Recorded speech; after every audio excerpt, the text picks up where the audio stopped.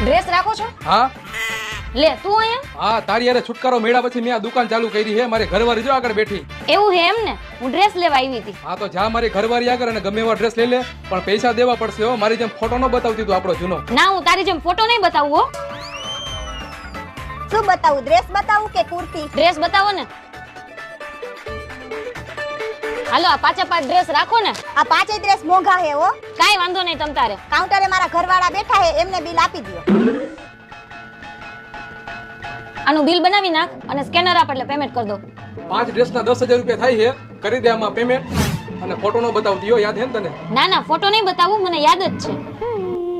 હાલે જો વિડિયો.